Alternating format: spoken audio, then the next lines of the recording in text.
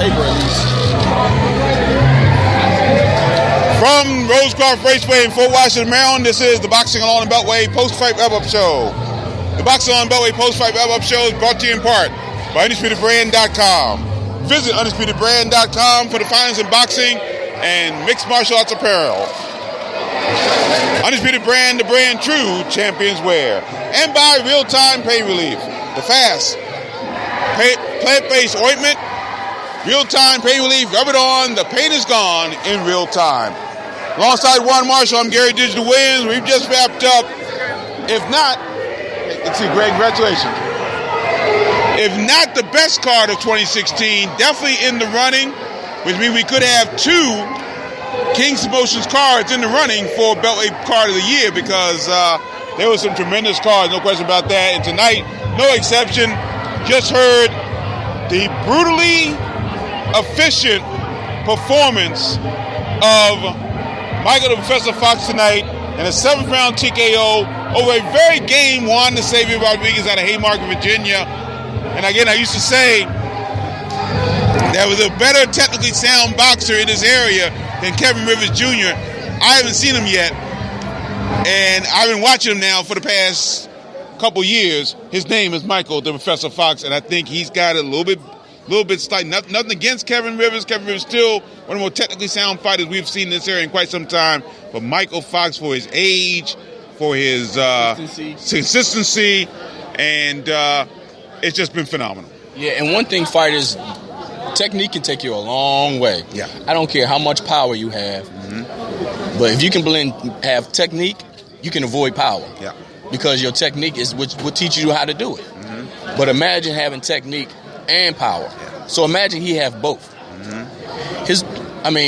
He may be 12-0 with 12 knockouts right now. Because, like you said, technique is the one that develops the fighter that he is now. That's why he signed with King's Promotions. Yeah. You know, and that's why he's going to go a long way, as long as they choose the right fights for him. And to me, right now, it's like whatever fight they put him in, his technique will take him a long way. Yeah, it was brutal from the opening bell almost.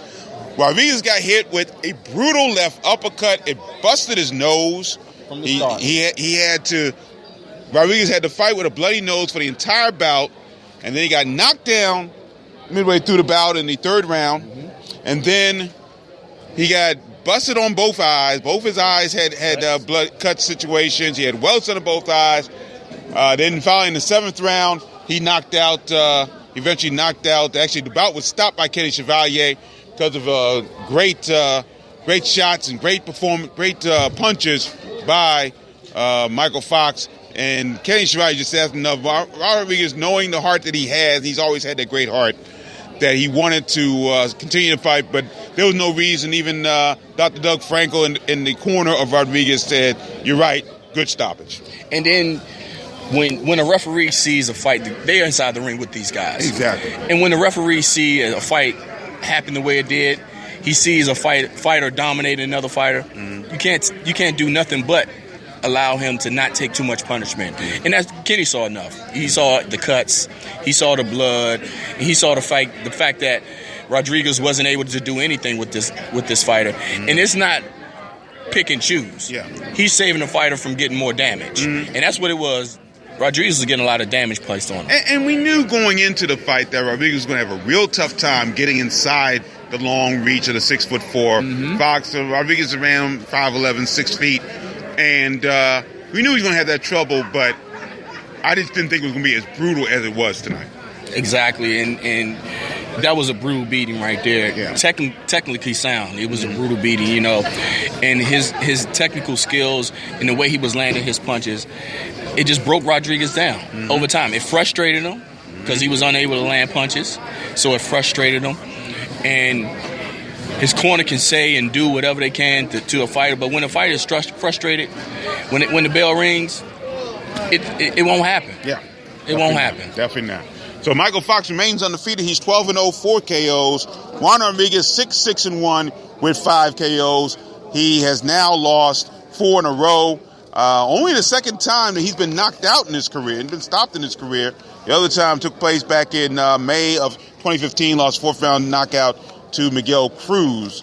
But most of the time he's in there for the duration. and he's now 6-1 with 5 KOs. Now, co-feature tonight, Luther Lights Out Smith made a switch in his career to drop down to cruiserweight. He faced Mike Marshall, who was undefeated coming into the bout, 3-0, 3 KOs. But Luther Smith with a solid performance tonight, basically knocking out Mike Marshall and sending him face first to the canvas and winning the bout at 255 of the first round. Now, it's like I wanted to question. I was like, man, if he would have started at cruiserweight, where would he be? Yeah. And how dominant would he be? Because at heavyweight, he won some earlier bouts with some less competition. He was able to win those bouts.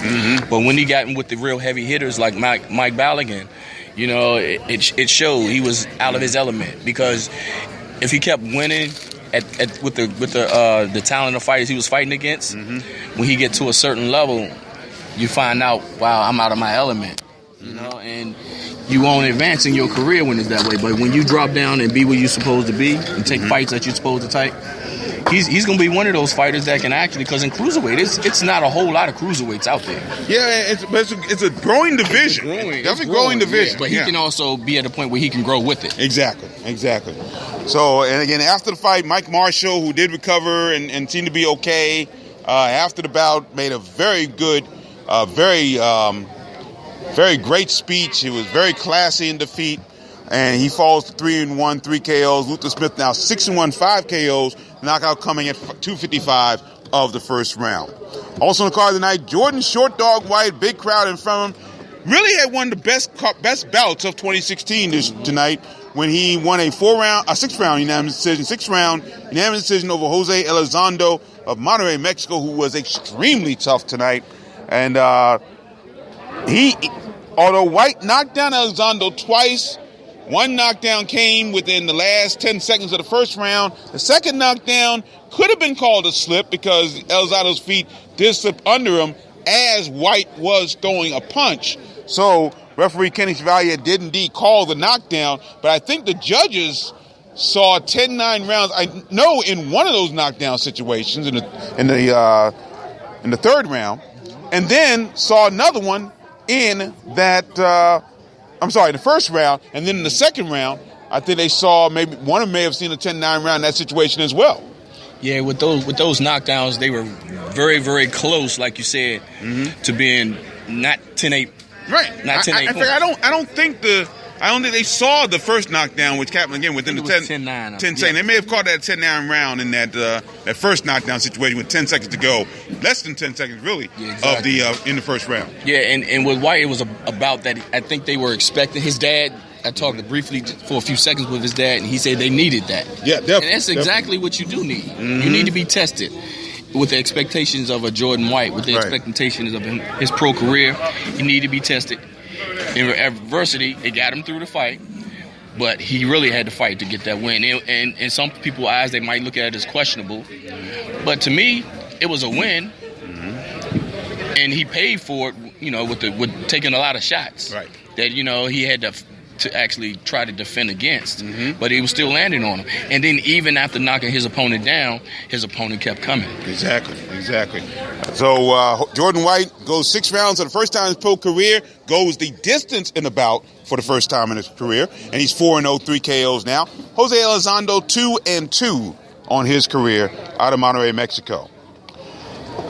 In a 6-round encounter, Kent Cruz, the Puerto Rican superstar out of St. Louis, Missouri, now fighting out of Austin, Texas, scored a 4th-round TKO over Darius I Am King Irvin out of Ventura, California now, originally from Charlotte, North Carolina. And Cruz took a while to get to this point where he finally did land the knockdown and ultimately the knockout. But it took him a while to get there, as Irvin was kind of awkward and wasn't really going anywhere in that situation. And what Irvin did from the start of the bout, he gave his height up. Yeah. He gave his height, but he gained a little distance because he planted himself on that back foot. And when he planted himself on that back foot, Cruz, that's what made it kind of difficult for Cruz, because he was out of reach. And when he became out of reach, Cruz had to adjust. But Cruz made the adjustments he needed to make because he started to use that double jab to inch his way in, and that's the way he was able to land that right hand that he landed. Exactly. Twice in that round. Actually. Twice in the round, eventually got the stoppage. at 2:15 of the fourth round. Ken Cruz now 12-0, 7 KOs. Darius Irvin loses the first time, 3-1 in his career. An all-beltweight battle at junior welterweight. Greg, the Money Man Outlaw, out of Glenarden, Bowie, Maryland, wins a 4-round unanimous decision, wins a shutout victory over Lamont White of Waldorf, Maryland. White never been knocked out in a contest, but I think Outlaw overall did enough to win the bout outright. But again, first pro debut, he does have some things to work on. Yeah, and actually, this was a good choice for him at a pro debut fight. You know, with a guy that's been in the ring and actually pushed Outlaw. Outlaw wasn't able to actually dominate. Right. He won the bout, but he didn't dominate the bout. He won by unanimous decision, but he knew that it was some things that he needed to work on to actually get inside, because he wasn't able to get inside like he really wanted to.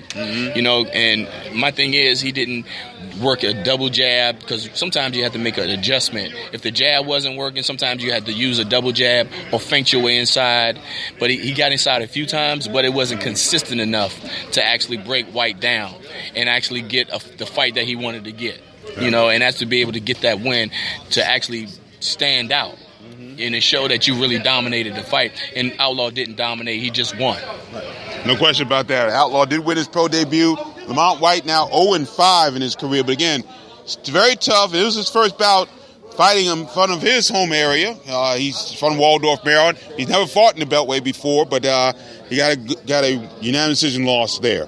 Another pro debut, Justin Hurd, Slick Hurd out of Accokeek, Maryland, made his pro debut, and they took a calculated risk with Justin Hurd in this pro debut.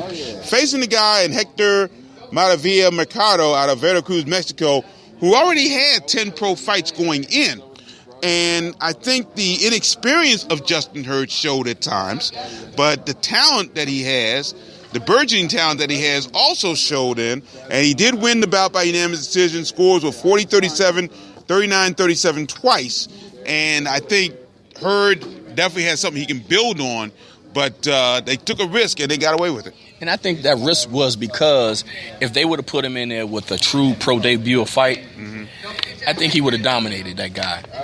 So they wanted to test him early, because the time and the way they trained him, they trained him better than just having your ordinary pro debut fight with somebody who never had any fights at all, like you normally would do. So to me, it seemed like it worked, in the fact that they can gain off of a hard fight, and then they can adjust to actually put them at the fight choices that they need to make from this point on. Right, no question about that. So Justin Hurd wins his pro debut. Hector Mercado Maravilla out of Veracruz, Mexico, now 2-9. Also in the card tonight, Marcus Bates goes 6 rounds in the first time, almost a full 6 rounds, as he scored a very tough 6-round TKO over Francisco, the Cisco Kid Murdo out of Tucson, Arizona. I guess you could say Bates broke down Murdo eventually, scoring 4 knockdowns in the bout, and finally getting the win at 2:30 of the 6th round. And I wouldn't call it a tough fight. What I would call it was a fight that showed Bates can go the distance, because each and every fight he got stronger.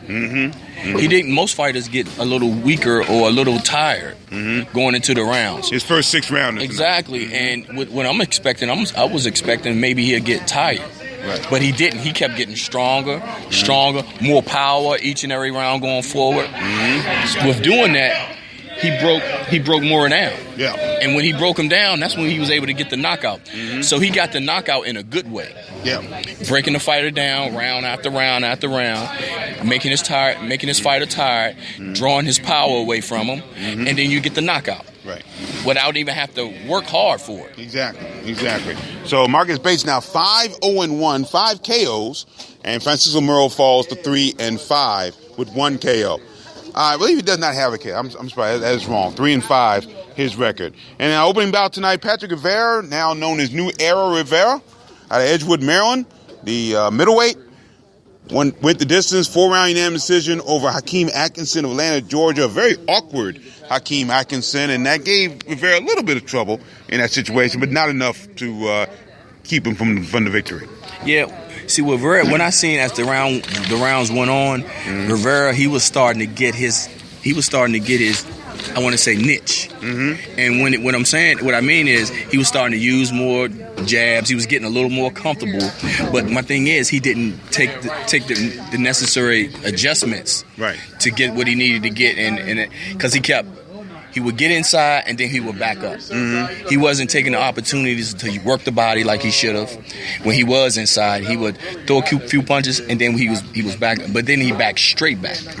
And that's what gave Atkinson enough to throw that overhand right that he was landing. And if he would have worked his way in using the jab, using a double jab, set up his punches a little better, this would have been a different outcome of this fight. Yeah, no question about that. Patrick Rivera now 2-0, 1 KO. And Hakeem Atkinson falling to 2-6 with 1 KO. So that's the card here tonight. And it sets off what's going to be a very busy week in and out of the Beltway. This is going to be a crazy week coming up. And it's been really tough to kind of put our hands around what's going on. It's because everything's coming so fast and furious. And really, when we talk about the next 2 weeks, we're talking about really. We start on Thursday night, November 10th at Fight Night at the Washington Hilton Hotel. Again, mostly non-Beltway, but we do have Antoine Douglas on that card on Thursday night, November 10th from the Washington Hilton in Washington, D.C. We're going to give you the rest of the card real quickly. And Sheikh Mike Fox saying, congratulations on another great performance. I'll give you a couple of quick thoughts. I know you're running around, but I will just give you quick thoughts. A technically brutal performance tonight by Michael Fox tonight. Yeah, I mean, when you find something that works, you just stick with it. That the first uppercut I landed, in the first round, it sent his head flying up. Like, I didn't expect it to be like that. I just threw it boom. It was just there. And when the blood just opened up immediately, I could feel like how it landed on my hand that it was a good shot. And that's just where everything started. No question about that. So, and I noticed then you didn't allow him your movement. You didn't allow him to actually get you in one spot, because normally shorter fighters, they try to aggressively come inside, and you made those adjustments so quick and frustrated him to the point where he was desperate. And then you was counter punching off his desperate punches. And when, like you said, when he moved inside, you was coming with the uppercut, and then you would move. So it was to the point where he was getting so bloody and he was getting frustrated, to the point where his corner basically would have just stopped the fight, but it was too much damage, so the referee stopped the fight. Yeah. I mean, the ref has to do what's best for the fighters. So I knew I was going to continue to attack that. Like first it was his nose, and then his eye opened up off of I think a straight left. I was like, man, I got to keep attacking that. Not, like I said, not overzealously, but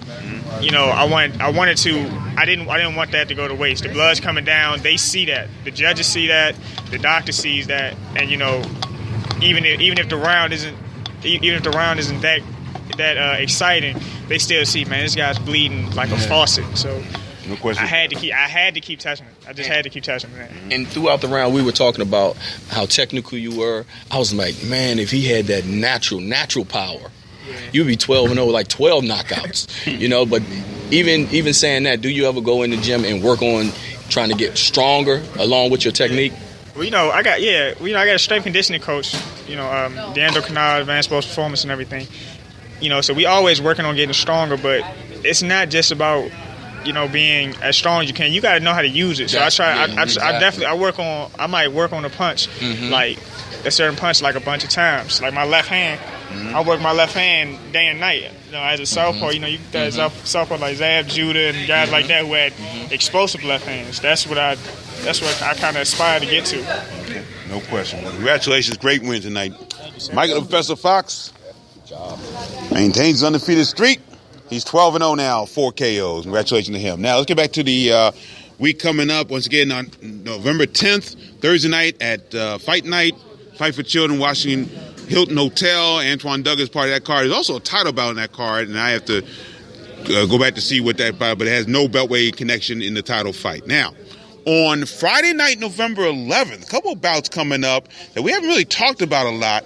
One of them is, on the outside, kind of scary, given how both men's careers have been in the last years or so.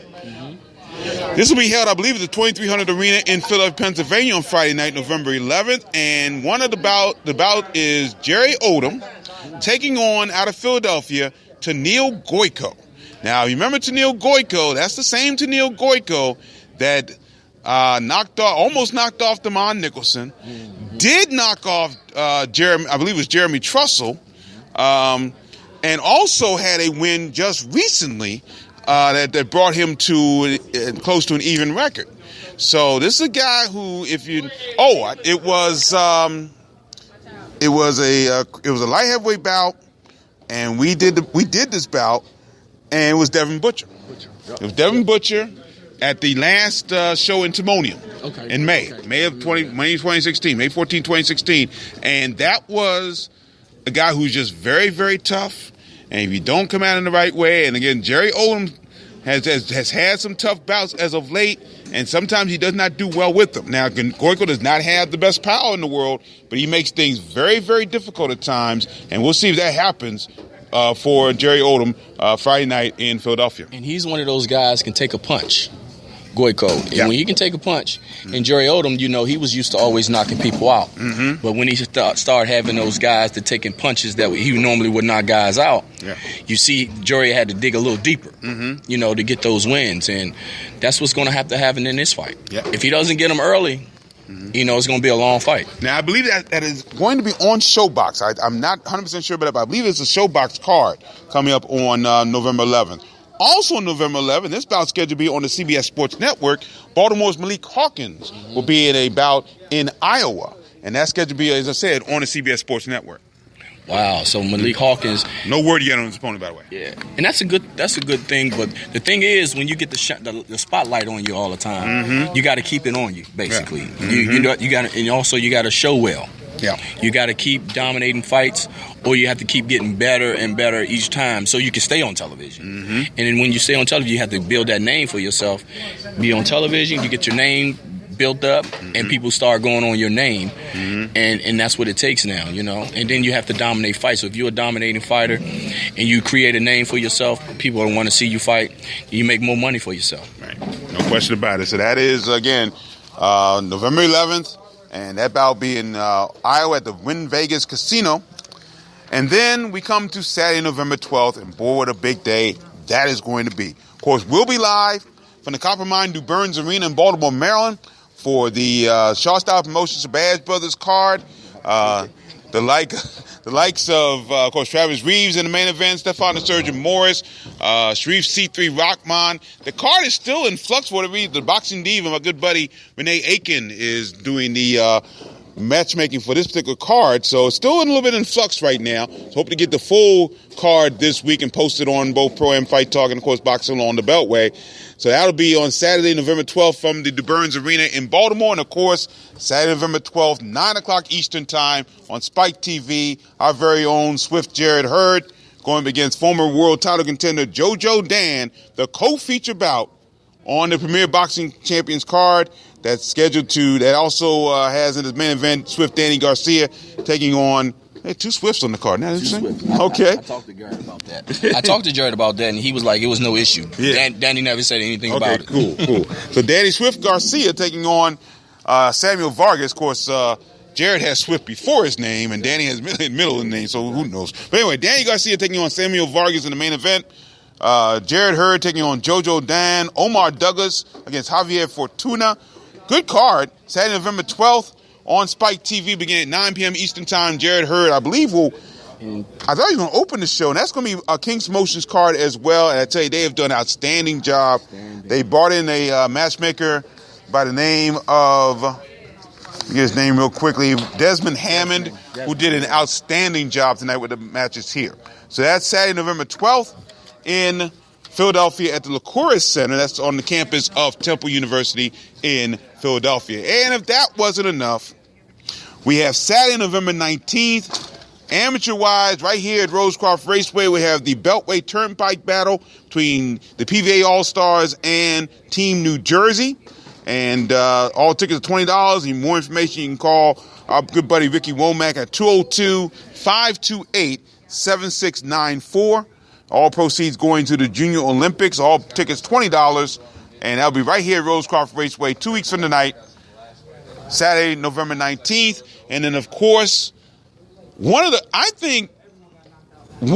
biggest women's bouts that may be in a pro situation maybe since one of Layla Ali's fights. I don't know. I think Christy Martin, Layla Ali. This has that potential to be that big. Everybody thinks it's going to steal the show on the card between Andre Ward and Sergey Kovalev at the T-Mobile Arena in Las Vegas, Nevada.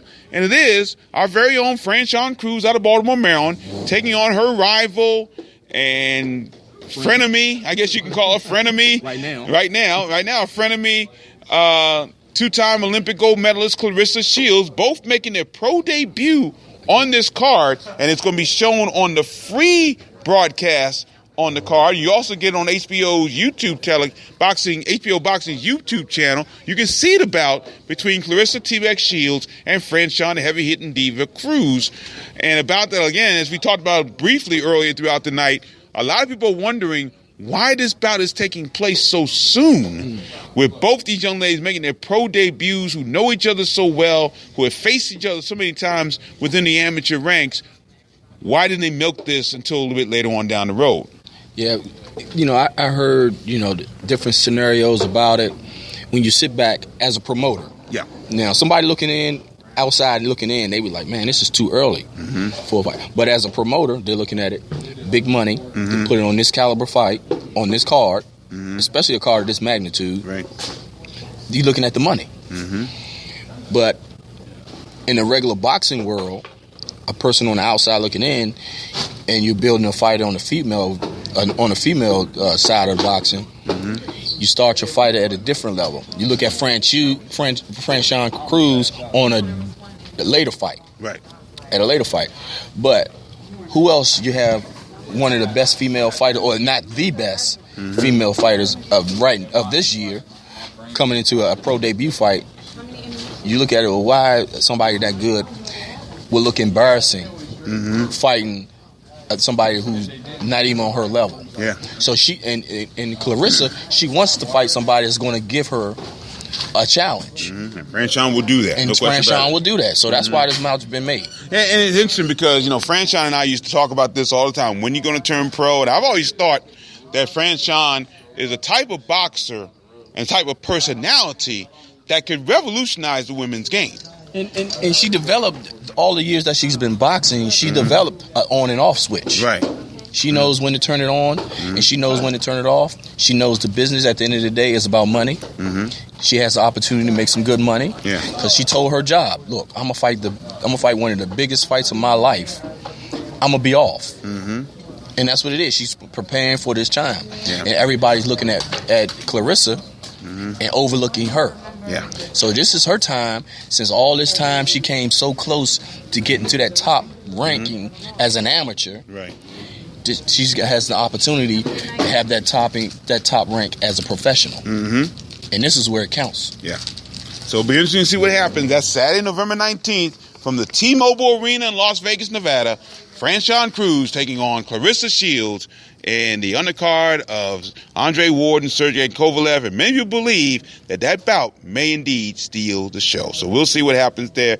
It's going to be a wild one. So again, it's going to be a wild couple of weeks in and out of the Beltway, with a lot of great bouts, including our Beltway boxers. Probably more to come that we don't even know about this time. But there's a lot of things that are going on in the areas. Make sure you stay with us right here on the Boxing on the Beltway Google app for Android, and on Boxing on the Beltway and Pro-Am Fight Talk, the blogs. That'll do it here from Rosecroft Raceway in Fort Washington, Maryland, for our post-fight wrap-up show.